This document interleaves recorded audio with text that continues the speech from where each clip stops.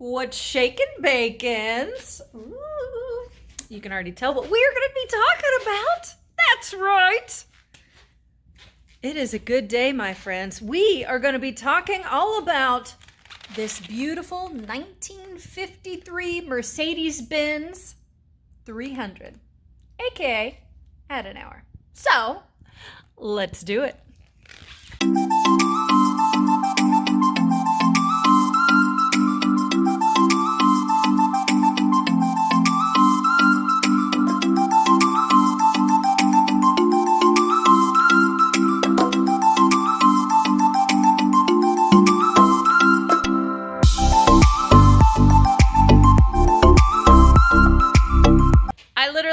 I might have to take my shoes off because there is too much squeaking going on and it is distracting me from car facts that I need to remember to tell you. Anyways, we'll see.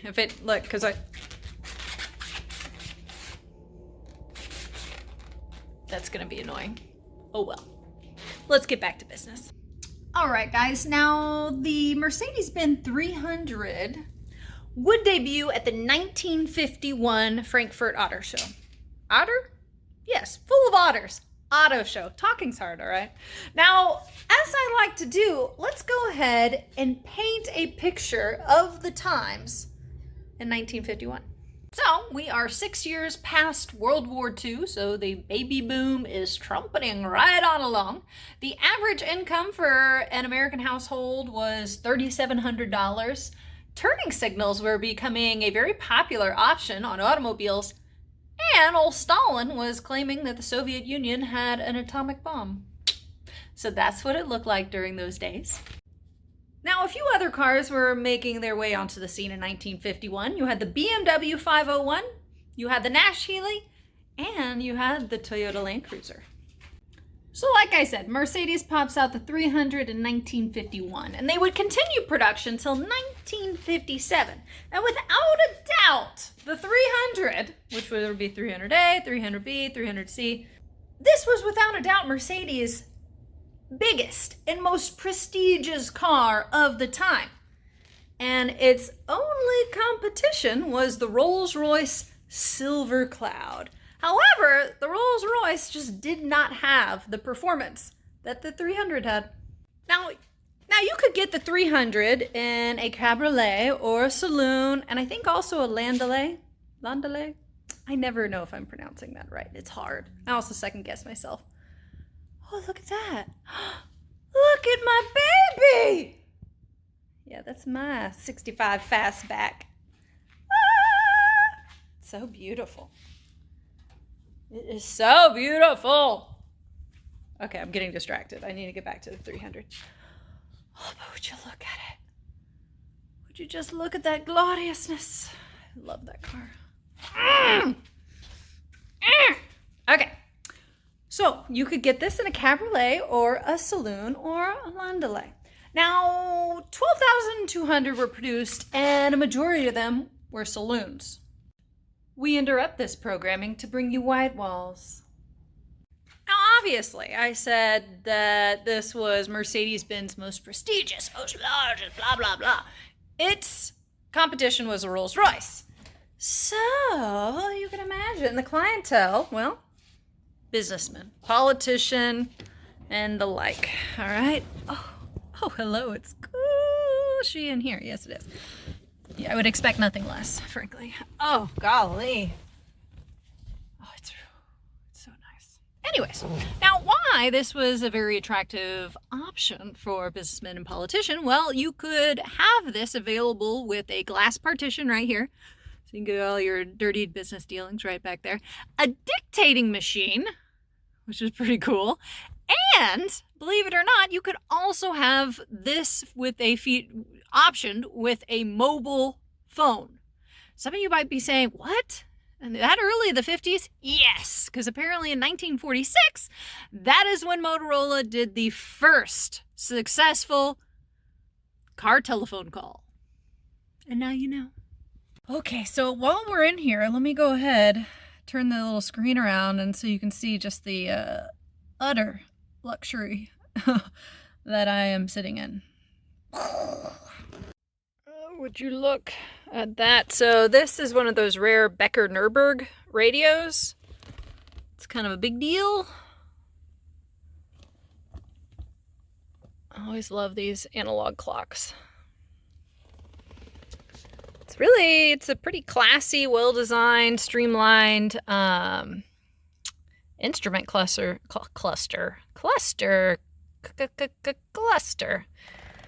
So it's great. I mean, it's just a beautifully designed car. All right, so we got if you look at that, Chrysler incorporated air conditioning, so clearly that got added on at some point. What else do we have that is interesting? Really, guys, this leather feels like butter. It really does. It's in great condition. Pretty much everything. Hello. Does anybody know? I'm always curious about what kind of wood dash we have going on. If there's a Jaguar, I could just guess that it was a walnut veneer, but I don't know what this is. If you know, tell me in the comments list. If you got a guess, go ahead and guess too. All right, I better get out of here before I get too comfortable with this luxury. Let me tell you, that would be dangerous for me. It's beautiful. So like I kind of hinted at earlier, this was the 300, which would later kind of be known as the 300A, and then you'd have the 300B, and then the 300C. Mercedes didn't really mean to start off doing that with the alphabetical numbers, but it just kind of became a way to mark the series. So let's talk about why it's also known as the Adenauer, shall we? Well, it's named after Konrad Adenauer. Now, who is he, you might be asking, if you're not a history buff, or if you just don't know. It's okay. Now you're about to know. That's just fine. He was the prime minister or chancellor. Are they the same thing? I don't know. We call them different things in the States, you know what I mean. So he was the head honcho of Germany post-World War II, and he's really the man that can be credited with taking Germany from a totally war-torn country to a prosperous and productive one. So, round of applause for old Konrad. He was actually quite old. I think he was one of the oldest elected officials in history, if I remember my facts right. But that is why this is known as the Adenauers, because he had 6 of them.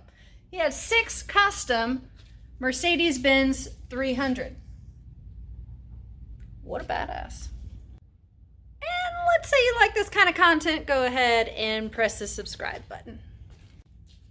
Now, what is powering this graceful behemoth? Well, it is a 3-liter overhead cam straight 6 capable of 113 horsepower.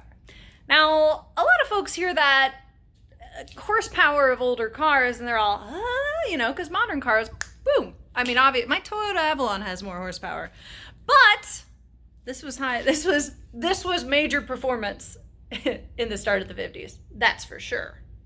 Now, what also assisted the performance of this elegant beast was the fact that they put the body on top of a X-shaped ovoid steel, that's me making an oval, ovoid steel frame along with 4-wheel independent suspension. All right, now that can give you some nimbly-bimbly handling. So this is a kind of a neat thing to note, all right?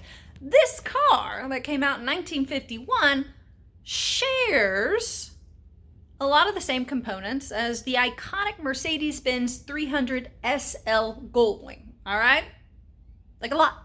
The engine, the chassis, and the suspension. How about that? So guys, what was your favorite fact, huh? You tell me. The fact that they share some components with the iconic Goldwing, or maybe the nickname of Adenauer, huh? A little history lesson all the time. Anything else? You got any comments? Of course I missed a few things because I get tired. I didn't want to talk a lot. You know what I mean? Then there's a beer waiting for me. If I missed something, type it down. You got something cool to say? Type it down. You have a favorite year of the 300? Type it down. By type, I meant comment. I don't know, I'm old. Doesn't matter. And also, perhaps you are into odd little car stories and facts and etc., which clearly that's my cup of tea, then you should go ahead and press subscribe. And that subscribe button may very well be here, or it might be there. I'm not too sure. And some of you might be saying, well, who the heck is this weird little blonde girl, huh? Good question. I still ponder that today. Well, my name is Caitlin, and as you can tell, automotives are my thing. I'm not a good mechanic, but I sure am good at being interested and having enthusiasm for my classic cars. Why, you might ask? Well, I grew up in a mechanic shop. We specialize in foreign and antique automotives at Shook Enterprises. Mechanic shop my dad started 40 years ago, so my dad's a mechanic, my brother's a mechanic, and here you have me, a car enthusiast. Shocking, right? A big thank you to George Finley and my father for letting me make this video, and pretty much all the videos.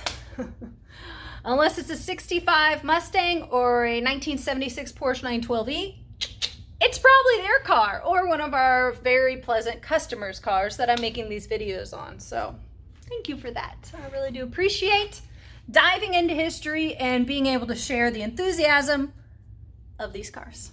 Thanks, Dad. Thanks, George. And now I do bid you adieu. All right, we'll see you next time. Bye.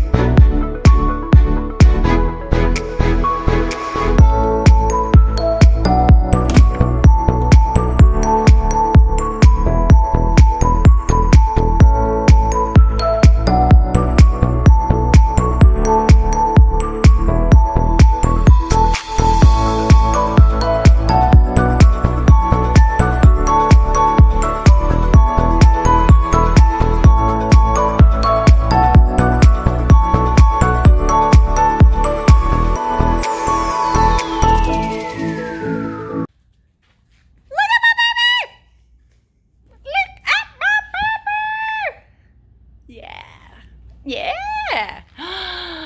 Seriously, look at my sweet angel, right? Oh, it's so shiny. It got a nice little little wax on, wax off. Oh, and it looks so good. Oh my God. Oh my God. I love, love, love, love, love, love, love. Love this car.